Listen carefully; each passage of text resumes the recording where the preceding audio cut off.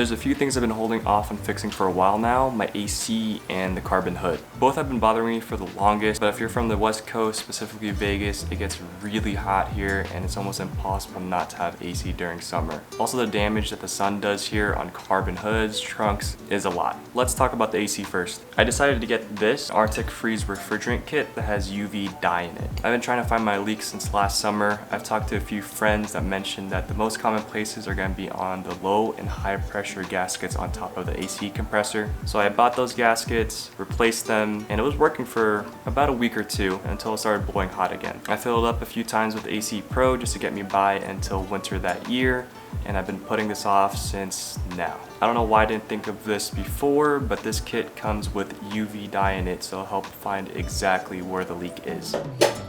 I already filled it up, so now we gotta wait around maybe an hour or two to find where the dye is coming out. It'll vary case by case on how long it can take for you to see where it's leaking from. Since mine is so bad, it shouldn't take long. Here's the lines that I replaced the gaskets in. The top one is gonna be the high pressure gasket, and this one is gonna be the low pressure gasket. So yeah, I replaced those two gaskets, and it was still leaking, so I hope this dye will help find out exactly where it is. And I'll be able to use this thing. It's a UV light that comes with the kit on figuring out where it is. After maybe an hour or two, we'll be able to see some sort of like neon dye. But yeah, we just gotta wait on that.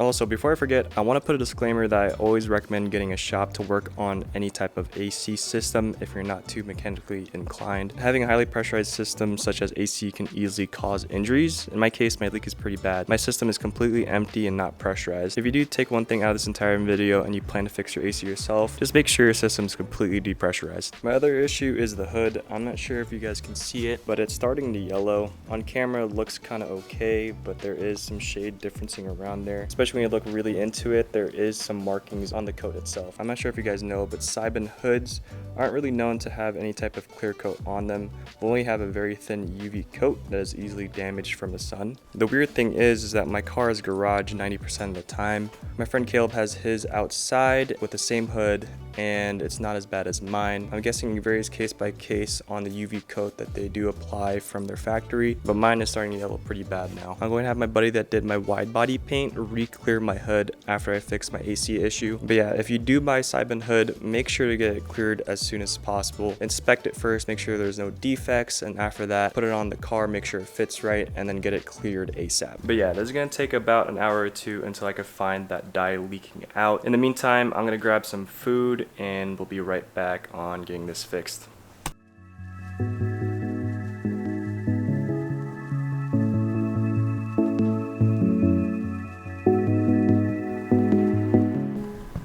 Alright, so I think I found the leak. You can see that there is a mark right over there under the low pressure valve. I actually fill up the AC with. I think it might be the actual Schrader valve in there, but let's pop this open and see if it is. Yep, that's definitely leaking. It is the valve. I believe it's called the Schrader valve. It is glowing. Normally, whenever you're trying to find leaks with a UV light, you want it to be pretty dark out, and it's not even completely dark yet, and you could easily tell without the light that it is green. This little valve, I'm not sure if you guys could see it. There's a little valve right in there. The gasket is either bad or the valve itself is bent.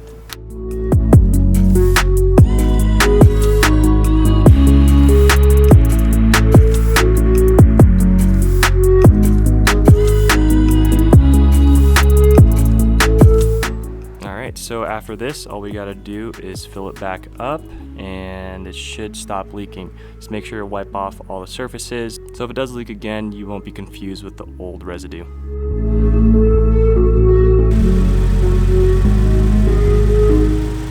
Oh yeah, it's working.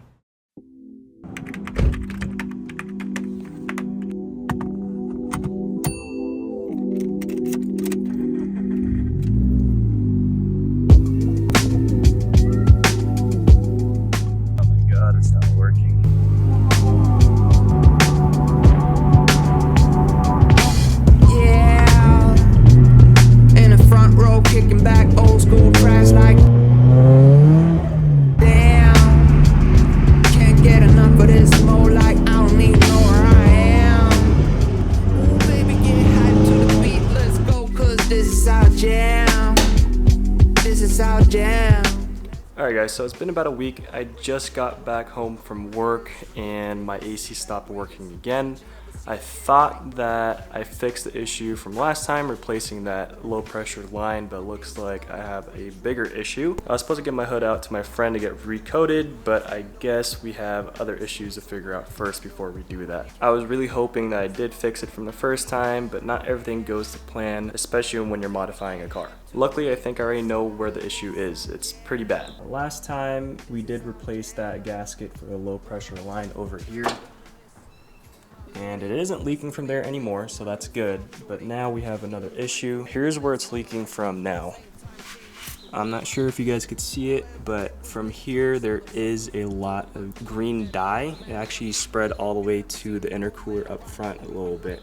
Once we take off the bumper, I'll show you guys a little bit more, but I think the issue, from what I could tell, is that I popped the AC condenser either from a rock or it might be from my intercooler touching. Luckily, I did order the AC condenser from Amazon. It should ship the same day, so I'm hoping I get it before the end of the day and get my AC running again. So yeah, let's take off the bumper and start working on this thing.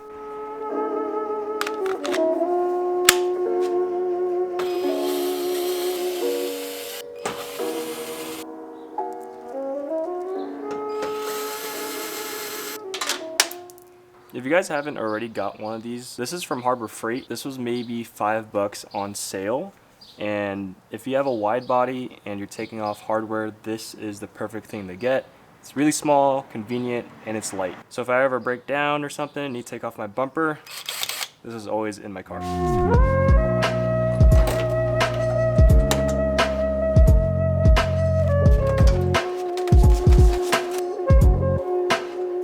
So the bumper's off. It was kind of a hassle. It's been maybe a year since I ever took the bumper off, so it was kind of a process remembering how to actually properly take it off.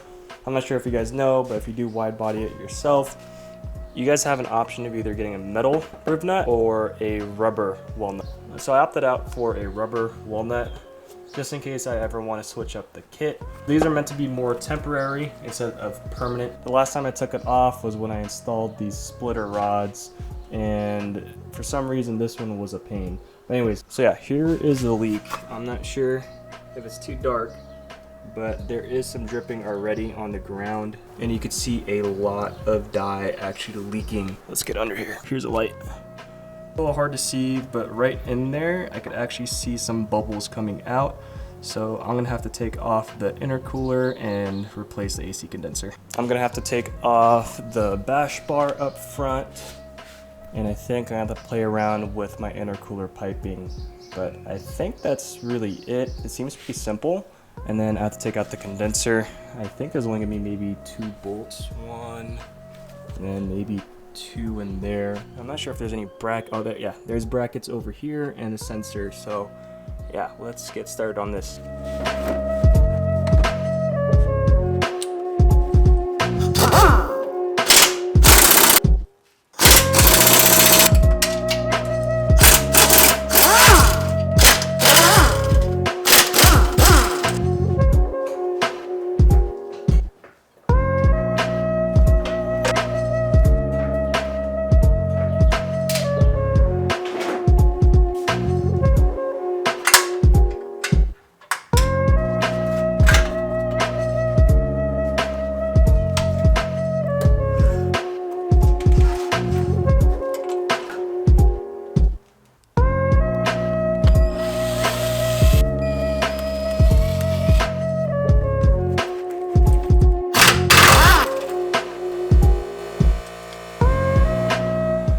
So here is the hole right over here. The hole is pretty deep. I never realized that the intercooler was actually touching on that. That definitely was my fault on the install with the turbo kit. I'm gonna have to figure out how to get that fixed for the new one so that it doesn't happen again, because the actual bracket that the intercooler sits on is slotted. And when I first installed it, I never really thought of the proper way, and I'm guessing I just never saw the issue with the AC condenser actually touching here. So I'm gonna go ahead and replace the AC condenser and then work on getting the proper fitment for the intercooler. Talking about the intercooler, there's some other issues that I found when removing it. It does look like I have a little boost leak potentially. I didn't realize until now, but it does look like there's a little hole in the intercooler. I'm gonna ask one of my friends that works at a shop to see if it's better to replace it or just to patch it. I think I should be able to patch it. I'm not even really sure if it's leaking. You can't really see on the camera, but it does look pretty deep. I'm not sure if it is leaking, but I just want to make sure it's not.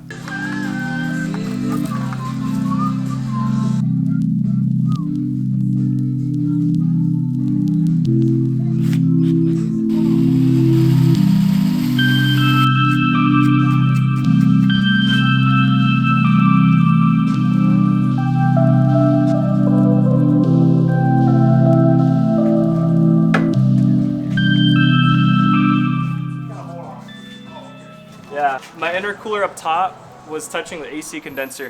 Yeah, it wouldn't happen if it was stock. It's just, there's so much things done to this, it's gonna pop. Yeah, it's pretty fast, but it's an 8.6, so it's a Toyota, but it's boosted. So it's making a lot more power. Yeah, that's like 2,800 pounds, if that.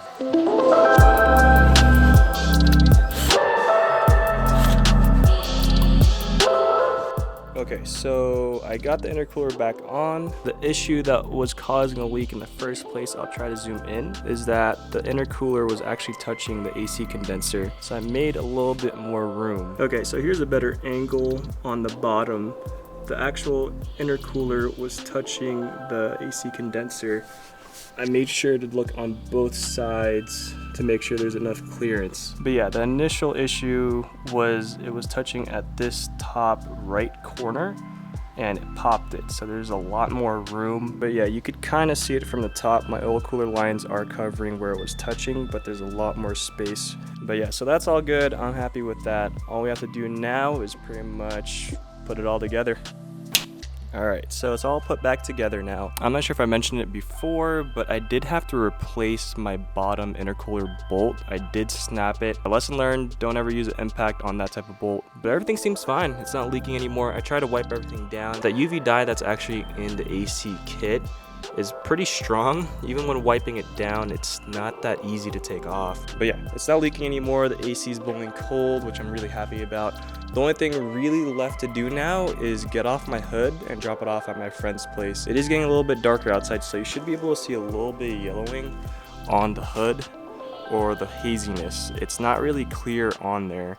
Let me see if I can get it a little bit clearer. You can kind of see over there in the middle, it is a little bit hazy over there, and that there is spots building in. Like I said before, if you're ever gonna get any type of sidebin stuff, make sure you get it clear coated. It does not come clear coated. This used to be a lot darker and cleaner, but now you can see it's kind of turning to like a Kevlar looking green yellow. You can definitely see it from the top. It's a little bit white or gray all the way across and starting to be a little green. But yeah, let's go ahead and go to my friend's place to take off my hood and get it re-cleared.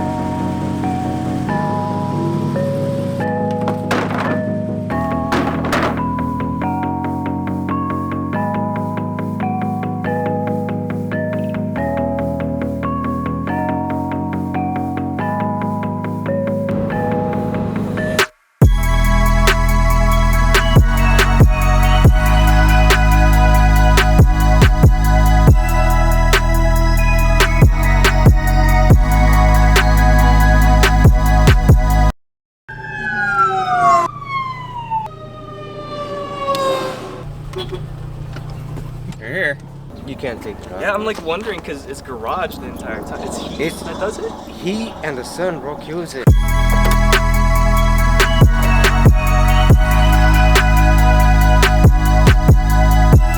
Thanks, bro.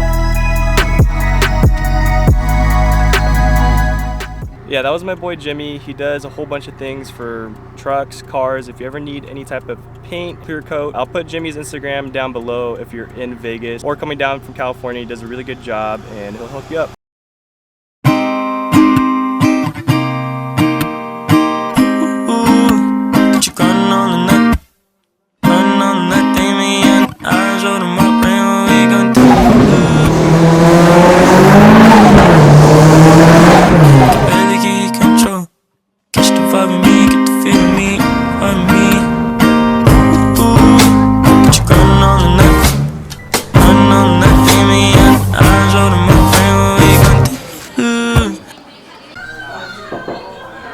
like a super fancy bathroom over here. Better get control. Catch the vibe and make it fit me.